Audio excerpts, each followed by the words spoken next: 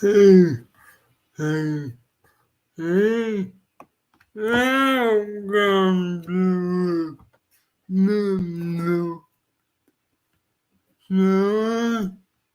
Sorry, wrong guy. Remember the no.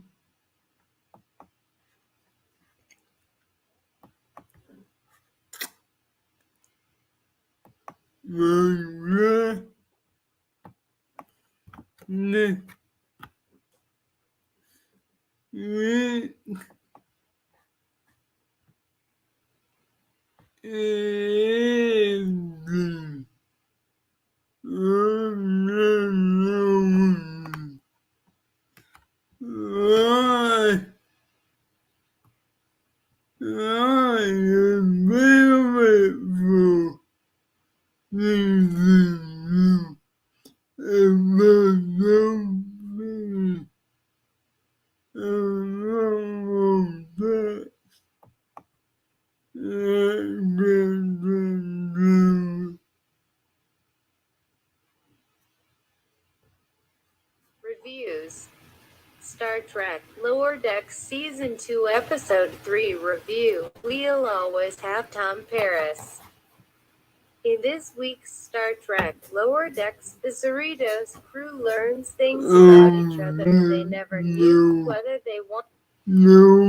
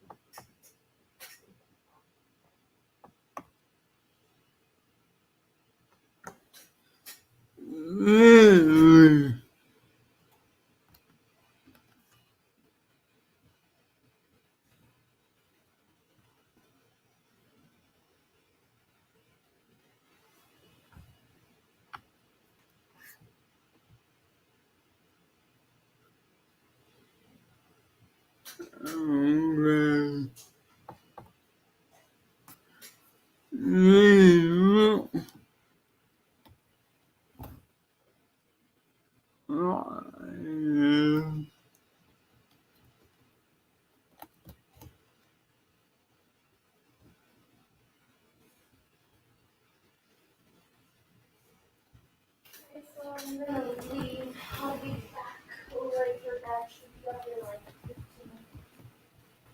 20 minutes.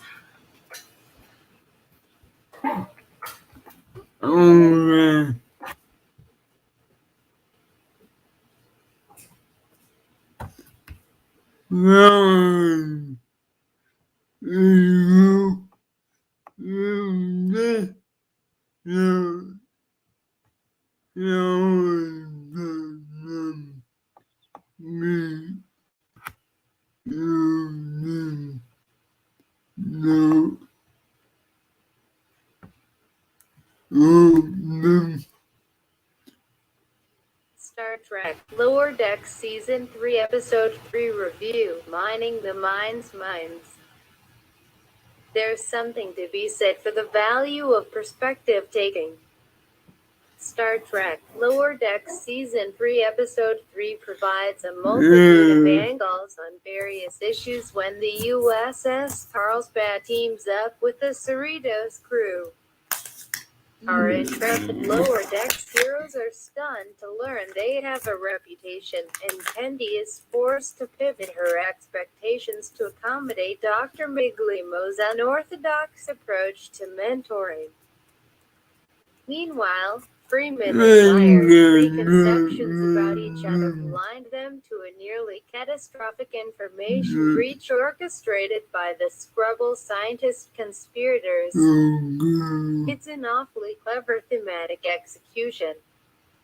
My favorite instance of perspective is Dr. Tane is giving Tendi her pep talk about being ready to fail in pursuit of success, all the while prepping a patient for amputation.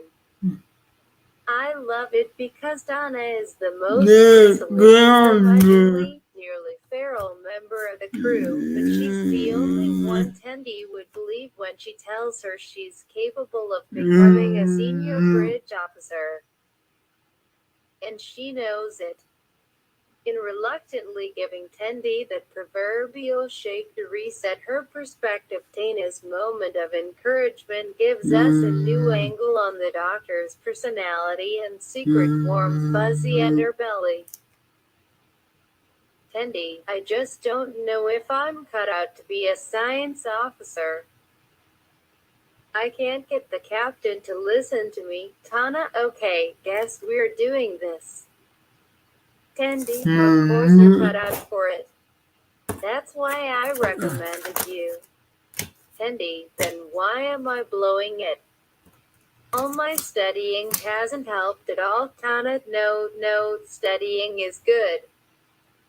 But in real life, there's going to be times when you need to make a mess of things before you can fix them. Permalink, no, studying is good. But in real life, there's going to be times when you Tendi's respect for the Doctor is in keeping with the Orion's superfluously optimistic and enthusiastic nature. They seem like a diametrically opposed pairing, yet Tana recognizes Tendi's ability to become a great science officer while Tendi worships Tana's expertise. Miglimo may be ridiculously blind to where his trainees' allegiances lie, but he'll probably prove to be Tendi's greatest test in completing her training. Tendi, just so you know, I've been studying super hard.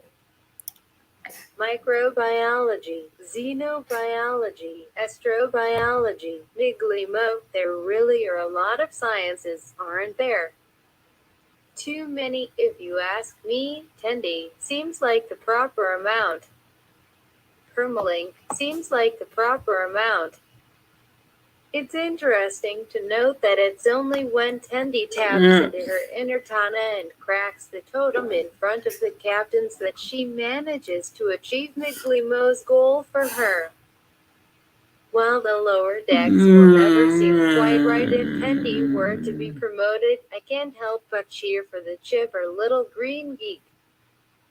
Staying with the ship plot for the moment, it's funny that Mayor and Freeman's encounter is so contentious that Ransom has to play peacemaker considering how riled up he was at the briefing when discussing how Federation scientists are in Starfleet. Ransom, once again, for cleaning up the mess for a bunch of outpost scientists. Mariner, because they're working on the frontiers. Ransom, because they're weirdos. Krummeling, because they're weirdos. In hindsight, it's very elegant foreshadowing. Of course, Freeman's perspective is filtered by her perception that Meyer's still wet behind the ears and Mayer is a little puffed up in the face of the more experienced and decorated Freeman. Captain's egos, am I right? I wonder if every Cali-class ship collaboration ends up being a pissing contest or if the Cerritos lower decks reputation just ruffles everyone's feathers. Or maybe, in general, the Cali-class crews have difficulty making friends and influencing people. They serve on Cali-class ships until they show they don't immediately antagonize newcomers. Mariner, a sidecar. Even in your fantasy, you're not driving, Boimler. Driving's scary. I'm a natural passenger. Permalink, driving's scary. I'm a natural passenger. I like that there isn't a direct parallel between the Carlsbad and Cerritos schemes. Too often, there's an assumption that every team has the same types of members. Where Kearns initially seemed to be Mariner-like in giving direction, she turns out to be just as awkward as Boimler.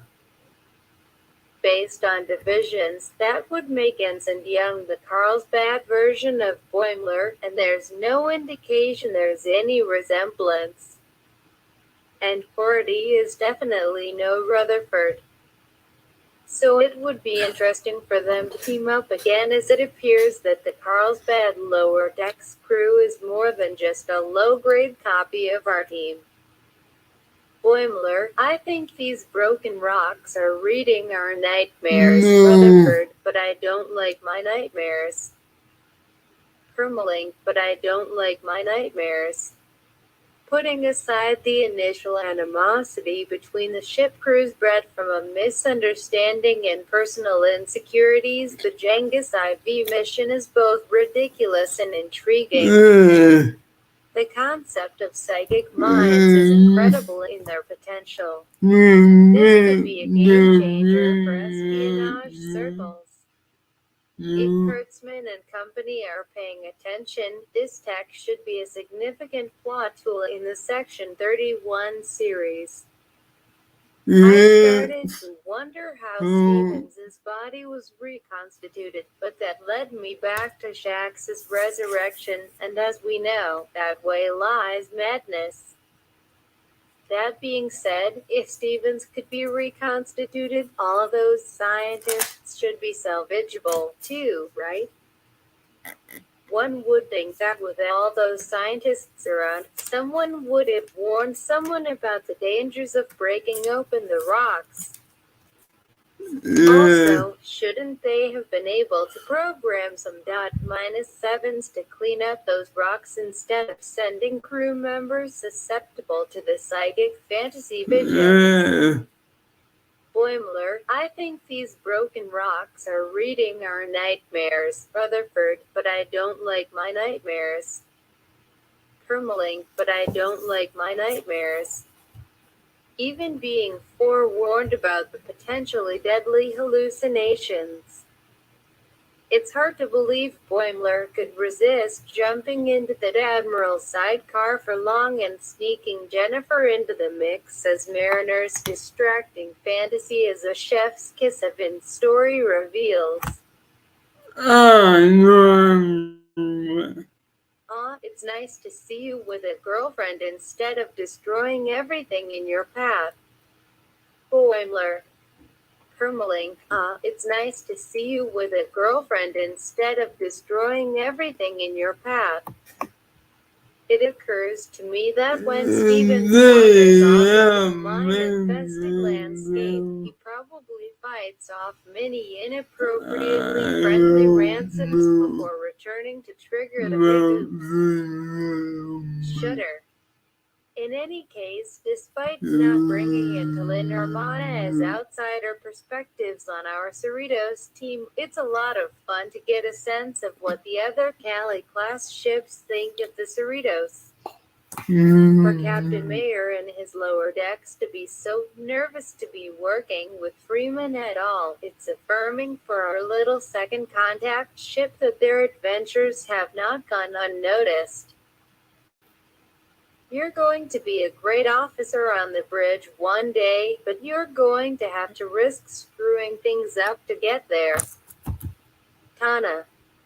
Permalink, you're going to be a great officer on the bridge one day, but you're going to have to risk.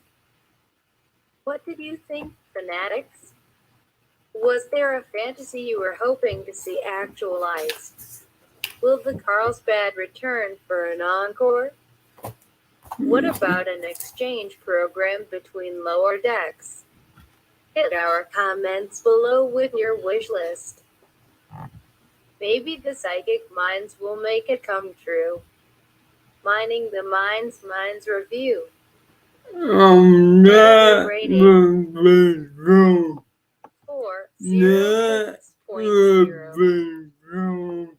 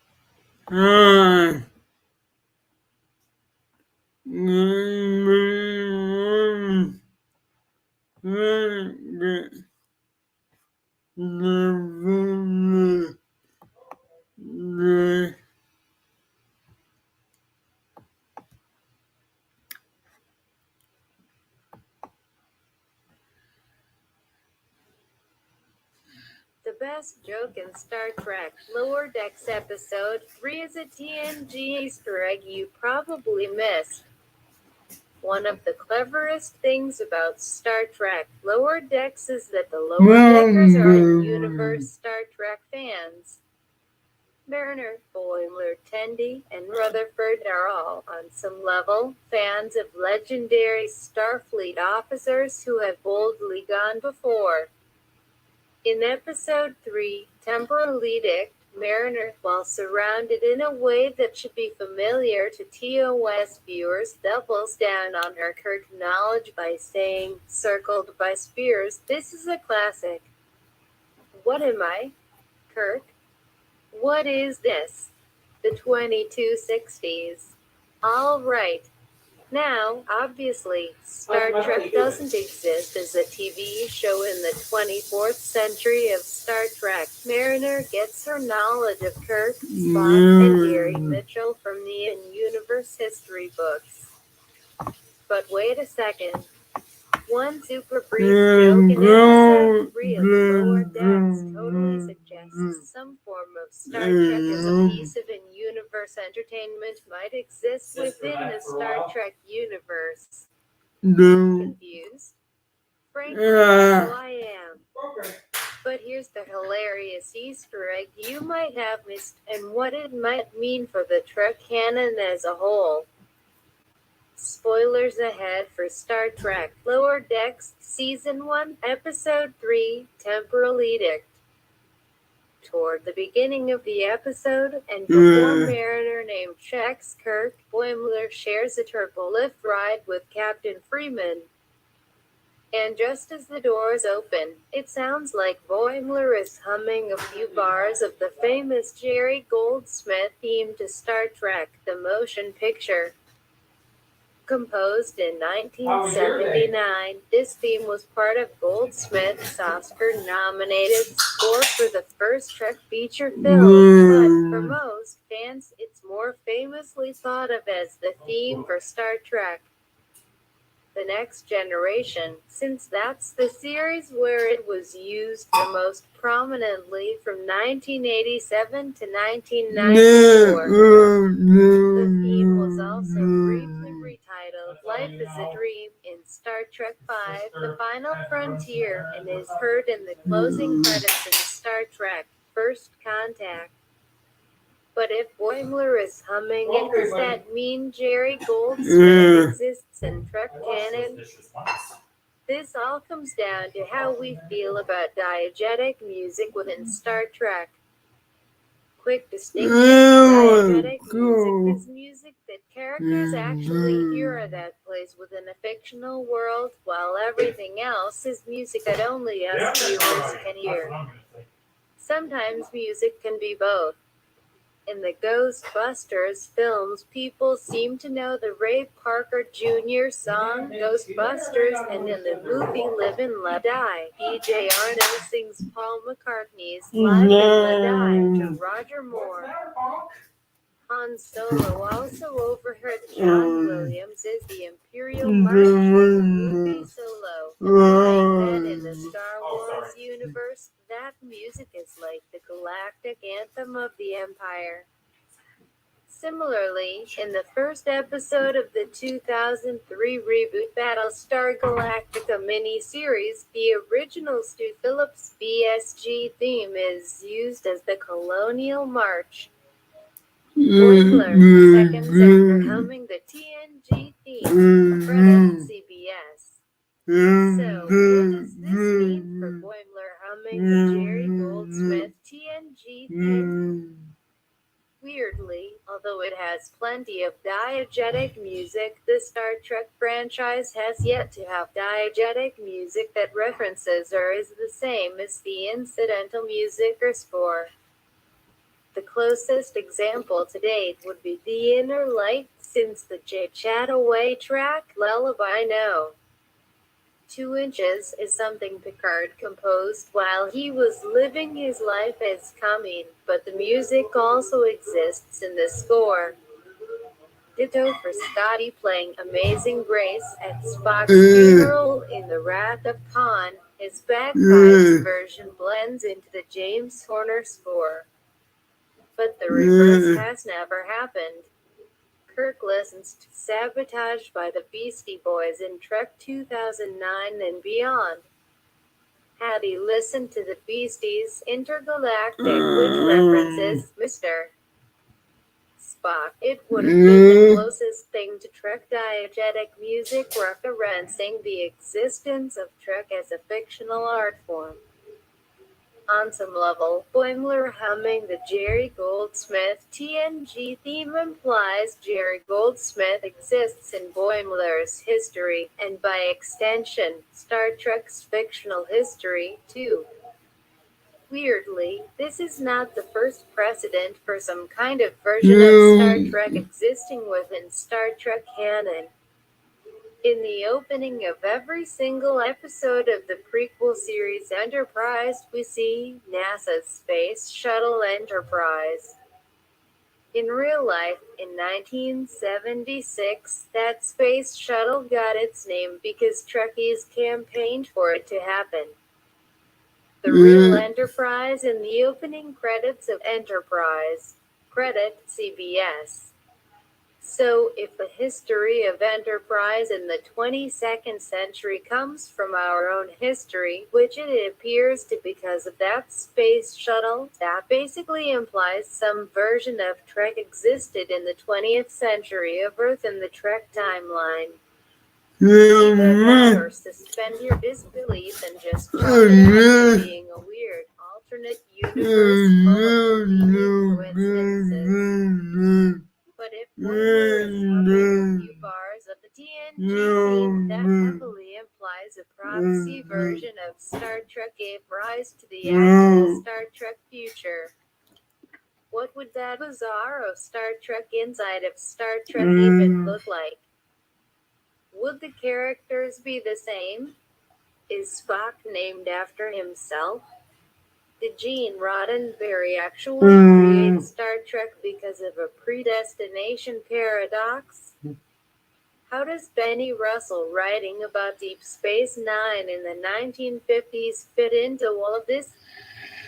Because if Star Trek the art form is real inside Star Trek canon, then that means, if we're lucky, the reverse will be true in our own future. Let's keep our fingers crossed that this hilarious inside joke ends up informing the future history of humanity. Star Trek Lower Deck debuts new episodes on Thursdays on CBS All Access.